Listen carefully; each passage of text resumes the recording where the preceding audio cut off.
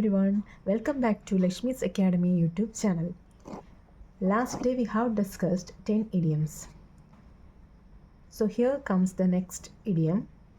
First one, Alpha and the Omega, which means the beginning and the end. Alpha and the Omega എന്നുകൊണ്ട് അർത്ഥമാക്കുന്നത് എന്താണ്?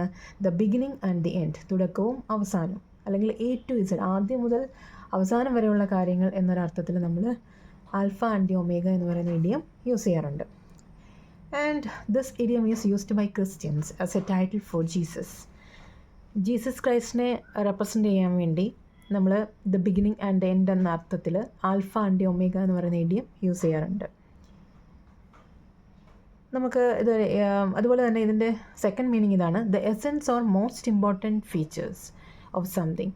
എന്തിനെങ്കിലും ഏറ്റവും കാതലായിട്ടുള്ള essence അല്ലെങ്കിൽ മോസ്റ്റ് ഇമ്പോർട്ടൻറ്റ് ഫീച്ചർ എന്ന അർത്ഥത്തിലും ആൽഫ ആൻഡ് ദി ഒമേഗ എന്ന് പറയുന്ന ഇഡിയം യൂസ് ചെയ്യാറുണ്ട്.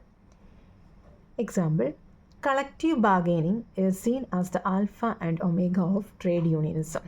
ഇപ്പം മനസ്സിലായല്ലോ, ട്രേഡിൻ്റെ ഒരു എസെൻഷ്യൽ ഫീച്ചർ എന്ന രീതിയിലാണ് ഇവിടെ അത് യൂസ് ചെയ്തിരിക്കുന്നത്. അപ്പം രണ്ടർത്ഥം നമുക്ക് എടുക്കാൻ പറ്റും. ആൽഫ ആൻഡ് ദി ഒമേഗ എന്ന് പറയുന്നത് A to Z, the beginning and the end, അല്ലേ? തുടക്കവും അവസാനം, തുടക്കം മുതൽ അവസാനം വരെയുള്ള കാര്യങ്ങൾ A to Z എന്ന അർത്ഥത്തിലും alpha and the omega use ചെയ്യാം. അതുപോലെ തന്നെ the essential feature or the important feature of something എന്ന അർത്ഥത്തിലും ആൽഫ ആൻഡ് ദി ഒമേഗ എന്ന് പറയുന്ന ഇഡിയം നമുക്ക് യൂസ് ചെയ്യാം. Second one, let the cat out of the bag.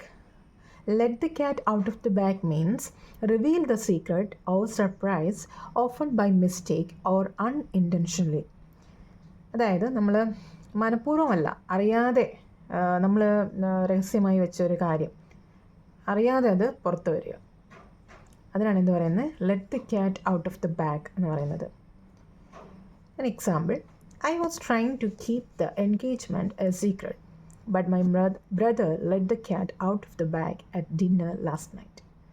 മനസ്സിലായല്ലോ? അതായത് എന്താണ്, എൻഗേജ്മെൻ്റ് ഒരു സീക്രട്ടായി വെച്ചു, പക്ഷെ എന്താണ്, ബ്രദർ അറിയാതെ അത് പറഞ്ഞു പോയി എന്ന അർത്ഥത്തിലാണ് ഇവിടെ let the cat out of the bag use ചെയ്തിരിക്കുന്നത്. അപ്പോൾ എന്താണ് അതിൻ്റെ അർത്ഥം? എന്താണ്?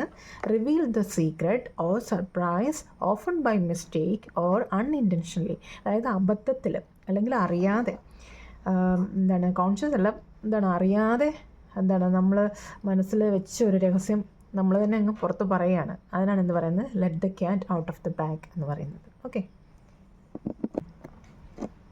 To show the white feather. To show the white feather means to show signs to cowardice. അതായത് ഭീരുത്വം കാണിക്കുക, അതാണ് to show the white feather എന്നുകൊണ്ട് ഉദ്ദേശിക്കുന്നത്.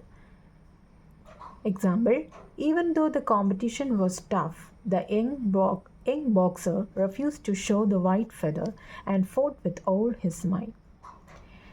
എന്താണ്, കോമ്പറ്റീഷൻ ടഫായിരുന്നിരിക്കെ എന്താണ്, യങ് ബോക്സർ എന്ത് ചെയ്തു? ശരിക്കും നേരെ ഒരു പേടിയൊക്കെ വന്നിരുന്നു, പക്ഷേ ആ പേടി പുറത്ത് കാണിക്കാതെ എന്ത് ചെയ്തു? ഫൈറ്റ് ചെയ്തു എന്നുള്ള അർത്ഥത്തിലാണ് അവിടെ പറഞ്ഞിരിക്കുന്നത്. To show the white feather എന്ന് വെച്ചാൽ to show signs to cowardice, അല്ലേ? ഭീരുത്വം കാണിക്കുന്നതിനാണ് എന്താ പറയുന്നത്? To show the white feather എന്നുകൊണ്ട് ഉദ്ദേശിക്കുന്നത്. Okay. Next one, read between the lines. Read between the lines means inferring a deeper or hidden meaning in a text or a statement beyond what is explicitly stated.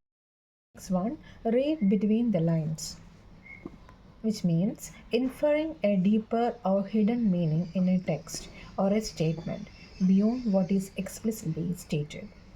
നമ്മൾ മലയാളത്തിൽ പറയും എഴുതാപ്പുറം വായിക്കുകയെന്ന്. നമ്മൾ പറഞ്ഞ ഒരു കാര്യത്തിന് അപ്പുറത്തേക്ക് മീനിങ് കണ്ടെത്തുക, ഒരു ലിറ്ററൽ മീനിങ്ങിന് അപ്പുറത്തോട്ട് ഒരു ഹിഡൻ മീനിങ് നമ്മൾ കണ്ടെത്തുന്നതിനാണ്, ഒരു ഡീപ്പർ ലെവൽ മീനിങ് കണ്ടെത്തുന്നതിനാണ് എന്ത് പറയുന്നത്?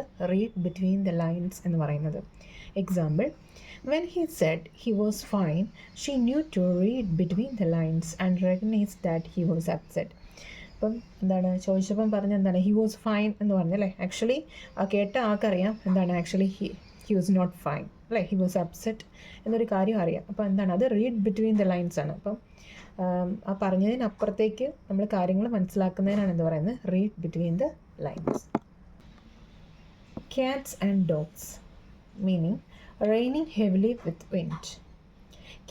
ക്യാറ്റ്സ് ആൻഡ് ഡോഗ്സ് എന്നുകൊണ്ട് ഉദ്ദേശിക്കുന്നത് ശക്തമായ മഴ പെയ്യുന്നതിനാണ് എന്ത് പറയുന്നത്? Cats and dogs. അല്ലേ? ആ ഒരു ലിറ്ററൽ മീനിങ്ങുമായിട്ട് യാതൊരു ബന്ധമില്ലാത്തൊരു കാര്യമാണ്. Cats and dogs raining heavily with wind. Example, yesterday it was raining cats and dogs. നല്ല മഴയൊക്കെ പെയ്യുമ്പോൾ നമുക്ക് പറയാൻ പറ്റും എന്താണ്, it is raining cats and dogs. To get into hot water, to get into trouble, or be in a difficult situation, or face criticism and disapproval.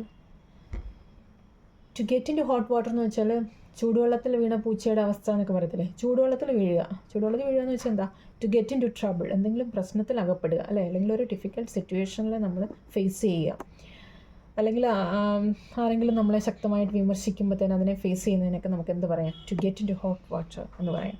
Example, Raju was in a bit of hot water with his parents when they found out he went to the movies instead of his tuitions.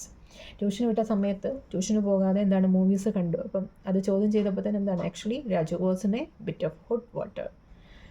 Okay, next one, dog eat dog. A competitive sales environment. Dog eat dog എന്ന് വെച്ചാൽ എന്താണ്, A competitive sales എൻവയോൺമെൻറ്റിനാണ് എന്ത് പറയുന്നത്, dog eat dog എന്ന് പറയുന്നത്.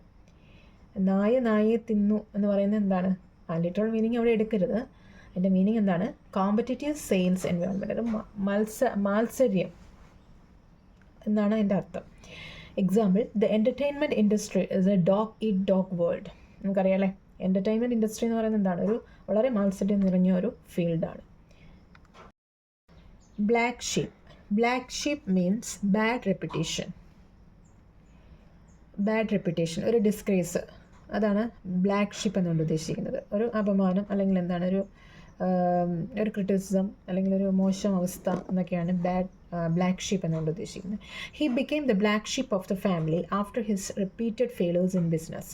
തുടർച്ചയായിട്ട് ബിസിനസ്സിൽ പരാജയപ്പെട്ടപ്പോൾ എന്താണ്, സ്വാഭാവികമായിട്ടും മറ്റുള്ളവർ നമ്മളെ കുറ്റപ്പെടുത്തും അല്ലേ. അപ്പോൾ എന്താണ്, he became the black sheep, ഒരു ഡിസ്ഗ്രേസ്, ഒരു അപമാനമായിട്ട് തീർന്നു എന്നുള്ള അർത്ഥത്തിലാണ് ഇവിടെ പറയുന്നത്. Black sheep means bad reputation.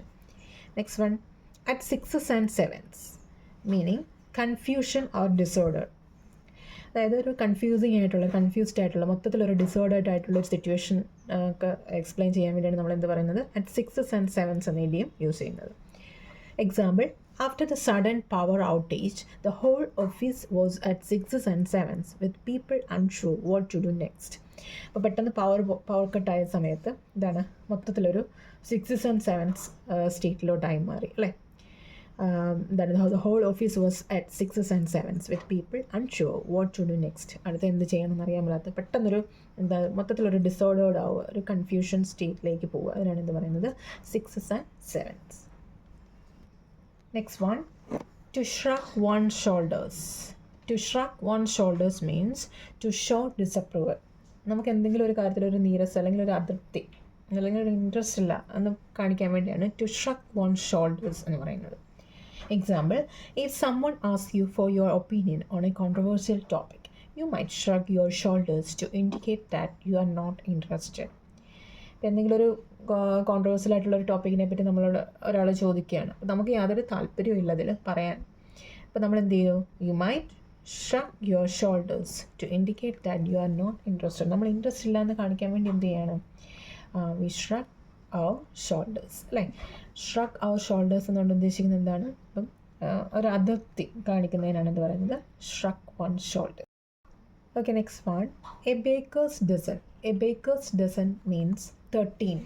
നമുക്കറിയാം ഒരു ഡസൻ എന്ന് പറയുന്നത് എത്രയാണ്, 12 ആണ് അല്ലേ. ബേക്കേഴ്സ് ഡസൻ എന്ന് പറഞ്ഞാൽ 13 ആണ്, 13 എണ്ണത്തിനാണ് എന്ത് പറയുന്നത്, ബേക്കേഴ്സ് ഡസൻ എന്ന് പറയുന്നത്. Example, I ordered a dozen muffins and a friendly baker threw an extra one, giving me a baker's dozen. Next one, a cock and bull story. A cock and bull story means a fabricated story told as an explanation or excuse for something. ഇപ്പോൾ നമ്മൾ എന്തെങ്കിലും ഒരു കാര്യം ചെയ്തു, അല്ലെങ്കിൽ നമ്മളിപ്പോൾ ഒരു സ്ഥലത്ത് എത്താൻ ലേറ്റ് ആയിപ്പോയി, നമ്മൾ എന്ത് ചെയ്യും, ഒരു എക്സ്ക്യൂസ് പറയണമല്ലോ. അപ്പോൾ നമ്മൾ എന്ത് ചെയ്യും, ഒരു കഥ അങ്ങ് മെനഞ്ഞുണ്ടാക്കും അല്ലേ. അങ്ങനെ കഥ മെനഞ്ഞുണ്ടാക്കുന്നതിനാണ് എന്ത് പറയുന്നത്, A coke and bull story എന്ന് പറയുന്നത്. ഒരു ഉണ്ടാക്കി കഥ പറയുക, ഒരു എക്സ്ക്യൂസായിട്ടാണ് നമ്മൾ പറയുന്നത്, പക്ഷെ അത് നമ്മൾ സൃഷ്ടിച്ചെടുക്കുന്നതാണ്. അതിനാണ് എന്ത് പറയുന്നത്, കോക്ക് ആൻഡ് ബുൾ സ്റ്റോറി എന്ന് പറയുന്നത്. For example, he gave his teacher A coke and bull story about being late in school. Okay, അപ്പം ഇത്രയും ഇഡിയംസാണ് ഇന്ന് നമ്മൾ ഡിസ്കസ് ചെയ്യുന്നത്. അപ്പം ഇതെല്ലാം മനസ്സിലായി എന്ന് ഞാൻ വിചാരിക്കുന്നു. ഇനിയും ഇതിൻ്റെ ഒരു 3 പാർട്ട് വീഡിയോസും കൂടെ വരാനുണ്ട്. അപ്പോൾ ഒരു 5 വീഡിയോസിനുള്ളിൽ നമുക്ക് ഏകദേശം ഇതുവരെ റിപ്പീറ്റഡ് ആയിട്ട് ചോദിച്ചിട്ടുള്ള ഇഡിയംസൊക്കെ നമുക്ക് കവർ ചെയ്യാൻ സാധിക്കും. ഈ വീഡിയോ ഇഷ്ടപ്പെട്ടെങ്കിൽ തീർച്ചയായിട്ടും ഇത് ലൈക്ക് ചെയ്യണം, സബ്സ്ക്രൈബ് ചെയ്യണം, മാക്സിമം ആൾക്കാരിലേക്ക് ഷെയർ ചെയ്ത് കൊടുക്കണം. PSC ആസ്പിറൻസിനും അതുപോലെ തന്നെ ജനറലായിട്ട് നമുക്ക് ഇതറിയാൻ ആഗ്രഹിക്കുന്ന ഒരുപാട് പേര് ഉണ്ടായിരിക്കും. നമ്മുടെ ഡെയിലി യൂസേജിലൊക്കെ നമുക്ക് വേണമെങ്കിൽ ഇതൊക്കെ യൂസ് ചെയ്യാവുന്നതാണ്. അപ്പോൾ അങ്ങനെയൊക്കെ ആഗ്രഹിക്കുന്നവർ തീർച്ചയായിട്ടും ഈ വീഡിയോസ് കാണുക, അത് മറ്റുള്ളവരിലേക്ക്, നമ്മുടെ ഫ്രണ്ട്സിലേക്കൊക്കെ ഇതൊന്ന് ഷെയർ ചെയ്ത് കൊടുക്കണം. Okay, thank you.